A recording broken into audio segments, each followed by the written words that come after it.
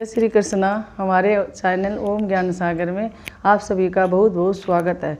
आज हम आप सभी के लिए लेकर आए हैं खर मास, मल मास, जिसे पुरुषोत्तम मास के नाम से भी जाना जाता है। आज हम आपको बताएंगे पुरुषोत्तम मास नाम कैसे रखा गया, क्या व्रत करना चाहिए, कैसे कैसे दान पुण्य करना चाहिए, इन सभी के बारे में हम आप सबको बताएंगे वीडियो के माध्यम से।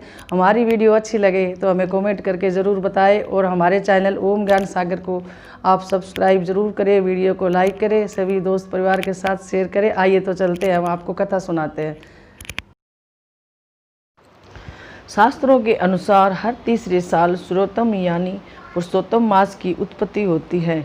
इस माह में दौरान जप, दान, तप, दान से अनंत पुण्यों की प्राप्ति होती है। इस माह श्री कृष्ण, श्रीमद् भगवत गीता, श्री राम कथा वाचन और विष्णु की उपासना की जाती है। इस माह उपासना करने का अपना ही कुछ अलग महत्व होता है। पुरुषोत्तम मास में कथा पढ़ने, सुनने और सुनाने का भी बहुत लाभ प्राप्त होता है।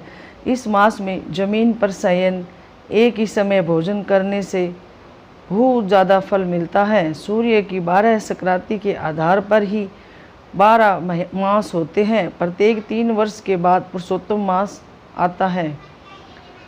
शास्त्रों के अनुसार सारे तिथिवार, योग, करण, नक्षत्र के अलावा सभी मास के कोई न कोई देवता स्वामी है, किंतु पुरुषोत्तम मास का कोई स्वामी न होने के कारण सभी मंगल कार्य, शुभ और पितृ कार्य वर्जित माने जाते हैं।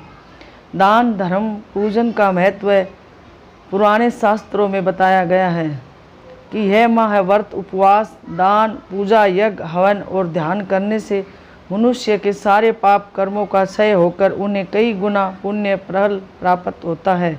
इस माह आपके द्वारा दान दिया गया 1 रुपया भी आपको 100 गुना फल देता है। इसलिए अधिक मास के महत्व को ध्यान में रखकर इस माह दान पुण्य देने का बहुत महत्व है। इस माह भगवत गीता, श्री राम कथा श्रवण पर विशेष ध्यान दिया जाता है।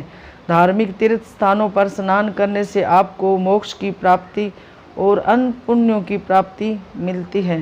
पुरुषोत्तम मास का अर्थ जिस माह से सूर्य संक्रांति नहीं होती वह अधिक मास कहलाता है। इसमें खास तौर पर सर्व मंगलिक कार्य वर्जित माने गए हैं, लेकिन यह माह धर्म कर्म के कार्य करने में बहुत फलदायी है। इस मास में किए गए धार्मिक आयोजन पुण्य फलदायी होने के साथ ही ये आपको दूसरे माहों की अपेक्षा करोड़ों गुना अधिक फल देने वाले माने गए हैं। पुरुषोत्तम मास में दीपदान, वस्त्र एवं श्रीमद् भगवत कथा ग्रंथ दान का विशेष महत्व है। इस मास में दीपदान करने से धन वैभव में वृद्धि होने के साथ आपके पुण्य लाभ भी प्राप्त होता है। पुरुषोत्तम मास की पौराणिक कथा। पुराणों में अधिक मास यानी मल मास के पुरुषोत्तम मास बनने की बड़ी ही रोचक कथा है। इस कथा के अनुसार स्वामीहीन होने के कारण अधिक मास को मल मास कहने से उसकी बड़ी निंदा होने लगी। इस बात से दुखी होकर मल मास श्री हरि विष्णु के पास गया और उनसे अपना दुखड़ा रोया। श्री हरि उसे लेकर गोलोक पहुँचे। वहाँ श्री कृष्ण विराजमान थे। करुणा सिंधु भगवान श्री कृष्ण ने मल मास की व्यवस्था जानकर उसे वरदान दिया, अब से मैं तुम्हारा स्वामी हूँ। इससे मेरे सभी दिव्य गुण तुम में समाविष्ट हो जाएंगे। मैं पुरुषोत्तम के नाम से विख्यात हूँ और मैं तुम्हें अपना यही नाम दे रहा हूँ। आज से तुम मल मास के बजाय पुरुषोत्तम मास के नाम से जाने जाओगे। इसलिए प्रति तीसरे वर्ष संवत्सर में तुम्हारे आगमन पर जो व्यक्ति श्रद्धा भक्ति के साथ कुछ अच्छे कार्य करेगा उसे कई गुना पुण्य मिलेगा। इस प्रकार भगवान ने अनुपयोगी को हो चुके अधिक मास को धर्म और कर्म के लिए उपयोगी बना दिया। अंत इस दुर्बल पुरुषोत्तम मास में स्नान, पूजन, अनुष्ठान एवं दान करने वालों को कई पुण्य फल प्राप्ति होती है। सोना दान करने से आती है खुशहाली। मल मास के दौरान प्रतिपदा को चांदी के पात्र में रखकर घी किसी मंदिर में के पुजारी को दान कर दे। इससे परिवार में शांति बनी रहती है। द्वितीया को कांसे के बर्तन में सोना दान करने से खुशहाली आती है। तृतीया को चने या चने की दाल का दान करने से व्यापार में मदद मिलती है। चतुर्दशी को खारक का दान लाभदायक होता है। पंचमी को गुड़ और तुअर की दाल का दान करने से रिश्तों में मिठास बनी रहती है। इस वर्ष 2020 में अश्विनी मास अधिकतम मास होगा, इसलिए 2 आश्वयुज रहेंगे। अधिक मास 18 सितंबर से शुरू होकर 16 सितंबर तक चलेगा।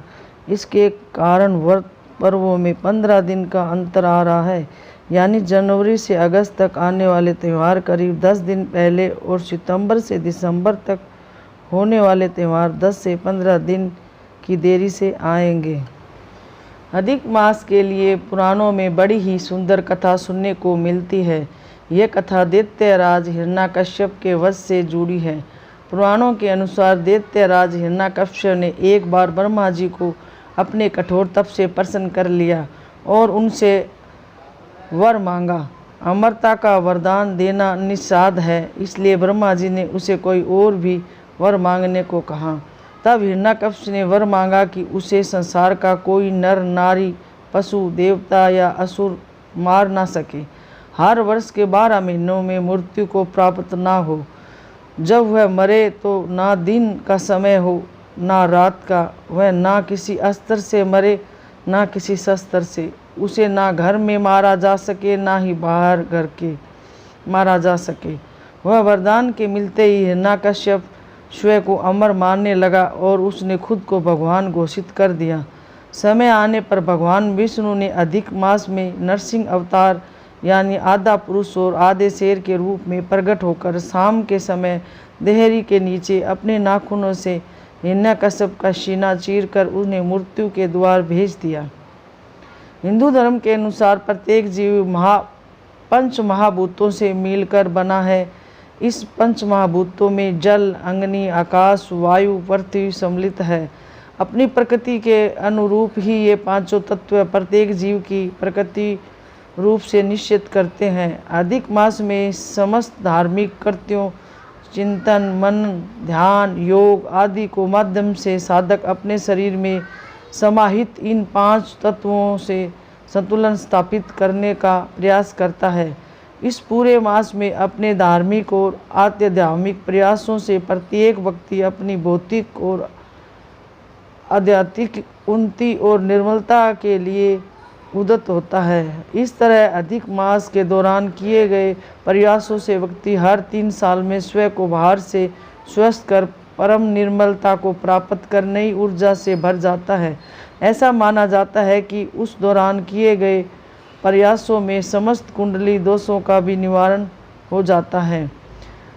आमतौर पर अधिक मास में हिंदू श्रद्धालु व्रत, उपवास, पूजा पाठ, ध्यान, भजन, कीर्तन, मनन को अपनी जीवनचर्या बनाते हैं। पुराने सिद्धांतों के अनुसार इस मास के दौरान यज्ञ हवन के अलावा श्रीमद् देवी भागवत, श्री भागवत पुराण, श्री विष्णु पुराण, भविष्योत्तर पुराण आदि का स्मरण पाठ मनन विशेष रूप से फलदायी होता है।